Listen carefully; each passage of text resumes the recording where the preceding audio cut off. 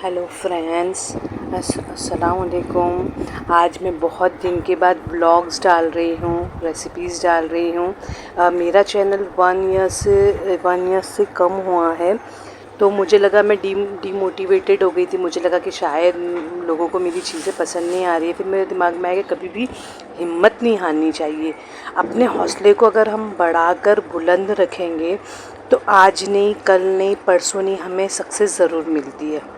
और ये 100% सच और ट्रुथ है। ये सच और ट्रुथ है। ये कभी भी हिम्मत नहीं हारना चाहिए। फिर इसीलिए मैंने फिर से मोटिवेटेड होकर नए व्लॉग्स बनाने स्टार्ट किए हैं, रेसिपीज़ डालनी स्टार्ट किया, एजुकेशनल वीडियोस बनाना शुरू किए हैं। तो गाइज़, आप मेरी वीडियोस को लाइक करें, सब्सक्राइब करें ऐसी मोटिवेटेड वीडियोस पाने के लिए। तो जैसे कि मैंने डीमोटिवेट होकर मैंने वापस मोटिवेशनल पाई अपने दूसरे यूट्यूबर्स को देख के, अपने फ्रेंड्स को देख के, अपने रिलेटिव को देख कर। फिर एक ही बात समझ में आई कि कभी भी हिम्मत और हौसला कभी हारना नहीं चाहिए। तो मैंने फिर रीस्टार्ट की अपनी व्लॉगिंग्स। आप ऐसे समझ में आया कि इससे लोगों में जो एंजाइटी और डिप्रेशन है ना, डीमोटिवेट होकर ही होती है। क्योंकि जब इंसान जो कुछ चाहता है, अगर वो चीज़ उसको मिलती नहीं है तो वो इंसान तो डीमोटिवेट हो जाता है, नेगेटिव एनर्जी उसके अंदर क्रिएट हो जाती है और वो नाशुक्री करना शुरू कर देता है। अगर हमारे पास जो है, अगर उसमें हम शुक्रगुजारी करेंगे, अल्हम्दुलिल्लाह बोलेंगे, तो हमें सब्र आ जाता है। तो थोड़ी थोड़ी चीज़ों में भी ना इंसान खुश रहने लगता है। जिस वक्त इंसान खुश रहने लगता है ना, उसके सारे जितनी भी उसके एंजाइटी डिप्रेशन है, उससे बहुत ज़्यादा दूर खड़ा होता है। तो जो इंसान, अगर मुझे चाहते बहुत बड़ा बड़ा सपना देखने की और मेरी गुंजाइश नहीं है वो चीज़ें करने की, तो मेरे अंदर जो है वो नेगेटिव एनर्जी क्रिएट, सिंपल सी बातें होगी। और जो मेरे पास है उसमें मैं खुश रहूँगी। कभी भी अपने से ना छोटे लोगों को देखना चाहिए, बड़े लोगों को नहीं। जिसके पास बहुत ज़्यादा, उनको क्यों देखना, उनके पास तो अल्लाह ने दिया है, वो भी उनकी आजमाइश है। हमारे पास कम है तो वो भी हमारी आजमाइश है। शुक्रगुज़ारी करना शुरू कर देते हो ना, तो आपकी एंजाइटी छूमंतर हो जाती है। इसीलिए आपके पास जो है खुश रहो। मैं हर वाइफ़ को, हर हस्बैंड को यही कहूँगी कि हस्बैंड हमेशा ये ना सोचे अपनी बीवियों को घुमाने लेके जाएँ, अपने बच्चों को लेकर जाएँ। ये ना सोचे कि हमारे पास बहुत आएगा तो हम यहाँ जाएंगे, वो रेस्टोरेंट जाएंगे, यहाँ जाएंगे, मनाली जाएंगे, यहाँ जाएंगे, या वहाँ जाएंगे, बड़ी बड़ी जगहों पर जाएंगे, आउट ऑफ जाएंगे। नहीं, आपके पास जो है, जितना है उसमें खुश रहिए, रखिए अपने बच्चों को, ठीक है। कभी कभी खुश, थोड़ी थोड़ी चीज़ों में इंसान खुश रहता है। बहुत बड़े ताज होटल में खाना खाकर खुश नहीं हो पाता है इंसान, बल्कि जो थोड़ा सा होता है ना, उसके पास जो धकेल पर या हाथ गाड़ी पर जो पानी पूरी मिलती है, अगर आप अपनी वाइफ को कभी कभी लेकर चले गए, अपने बच्चों को लेकर चले गए, कोई एक आइसक्रीम दिला दिए, कभी पानी पूरी खिला दी, कभी कभी छोटी छोटी चीज़ों में इंसान बहुत खुश हो जाता है। जैसे आप हमेशा बिज़ी रहते हो, थके हारे रहते हो, इतनी सारा बर्डन है आपके पास फैमिली का। मैं ये नहीं कहती हूँ कि मेल्स के पास बर्डन नहीं होता, बहुत बर्डन होता है काम का, जिम्मेदारियों का।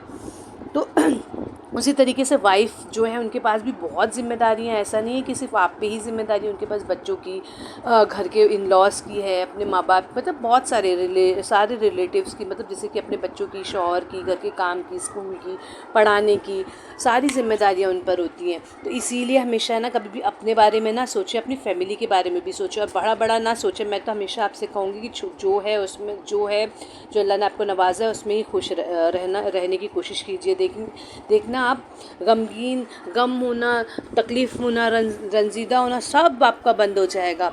और जो लोग डिप्रेशन में पूरी तरीके से ग्रस्त हो गए ना, और सबके साथ लाइफ में होता है, ऐसा नहीं है कि आपके साथ भी हुआ, मेरे साथ भी हुआ, दुनिया में हर किसी के साथ ऐसा होता है कि हम जो चाहते हैं, अगर वो चीज़ हमें नहीं मिलती है ना, तो हम तकलीफ़ की तरफ सोच के तकलीफ़ की तरफ हमारा जहन नेगेटिव एनर्जी की तरफ चला जाता है। और नेगेटिव थिंकिंग की वजह से जो है हमारा माइंड डिप्रेशन की तरफ करो ना। जब भी आपको लगे ना आप एंजाइटी डिप्रेशन की तरफ जा रहे हो, बहुत तकलीफ़ में हो, अपनी तकलीफ़ किसी को बता नहीं पा रहे हो, तो अपने से बड़ों के पास बैठो, क्योंकि उनके पास राय मशवरे बहुत अच्छे होते हैं। अच्छे नेक फर्माबरदार और औलादों के पास बैठो। अपने दोस्तों, ऐसे दोस्त जो बहुत दीनदार हैं, जो आपको अच्छे मशवरे देते हैं। आपको लगता है आपके 10 फ्रेंड्स हैं, आपको कोई दो फ्रेंड्स आपके ऐसे होंगे जो आपकी तकलीफ़ में, अगर वो आपके हाथ पकड़ लेते हैं या तो आपकी बात सुन लेते हैं, तो आप ऐसा एकदम सेफ़ और फ्री फील करते हो। और सिक्योर फील करते हो और आपको बहुत सब्र फील होता है। या तो ऐसे ही दोस्तों के साथ आप अपना रिश्ता ज़्यादा मजबूत बनाएं, ना कि उन दोस्तों के साथ जो आपको निगेटिव बातें आपके दिमाग माइंड में डालते हैं। इससे तो आपका डिप्रेशन एंजाइटी तो और ज़्यादा बढ़ जाएगा। अपने से बड़ों के पास बैठे, अपने बड़े बूढ़ों के पास बैठोगे तो वो आपको अच्छी सलाह देंगे, अच्छे राय मशवरे देंगे, और जब वो राय मशवरे देते हैं ना तो आप देखना आपको कितना सुकून मिलता है। आप अपनी बातें ना बहुत 100 लोगों से शेयर ना करके किसी एक से भी शेयर कर लेंगे अपनी बातें, तो आपकी दिल को सुकून सब्र आ जाएगा, है ना। तो कब तो रमज़ान आ रहा है, किसी को टाइम नहीं मिलेगा। हम इस रमज़ान के महीने का, बाबरकत महीने का ज़्यादा से ज़्यादा फ़ायदा उठा सकते हैं। अल्लाह हमें 1 का 70 देने वाला है, तो अपनी इबादतों में इजाफ़ा करें, अपनी नमाज़ों में इजाफ़ा करें, अभी से कोशिश करें।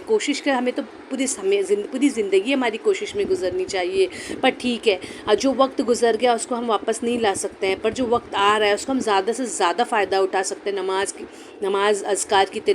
पढ़ सकते हैं, अज़कार कर सकते हैं, कुरान की ज़्यादा से ज़्यादा तिलावत कर सकते हैं, तहज्जुदों का अपने आप को तहज्जुदों का पाबंद बना सकते हैं। जो 1 महीना होता है ना, वो आपको पूरी तरीके से प्यूरीफाई करने के लिए होता है कि जो भी रूह के अंदर हमारे अंदर जो भी गलत चीज़ें, गंदगी भर गई है, वो उसको हम नमाज, अज़कार के थ्रू, कुरान की तिलावत के थ्रू सब चीज़ को अपने रूह से निकाल फेंके। और उसके बाद जो है वो 30 महीने का जो वक्त हमें मिलता है, वो फिर वो पूरी साल हमें पूरा वक्त मिलता है कि हम 30 दिन इसीलिए मिलता है कि ताकि इस चीज़ की जो 30 दिन की प्रैक्टिस करने के बाद हमें जो है पूरी साल भर इसकी आदत, 30 दिन प्रैक्टिस करने के बाद इसकी पूरी ज़िंदगी के लिए, हमेशा के लिए हमारी आदत में शामिल हो जाए। नमाज, कुरान ज़्यादा से ज़्यादा दुआ में याद रखिए, एक दूसरे के लिए दुआ कीजिए। बोलते हैं एक मुसलमान मोमिन दूसरे मुसलमान के लिए जब दुआ करता है तो अल्लाह ताला को बहुत पसंद आता है। आपको हर वो चीज़ नवाजता है जो आप दूसरों के लिए दुआ करते हैं।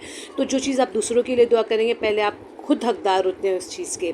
तो इसीलिए प्लीज़ नमाज़ पढ़िए, रोज़ा रखिए, कुरान अज़कार की अभी से आदत बना लीजिए। 2-4 दिन रह गए, फ़ायदा उठा लीजिए और इंशाल्लाह एक दूसरे को दुआ में ज़रूर याद रखिए।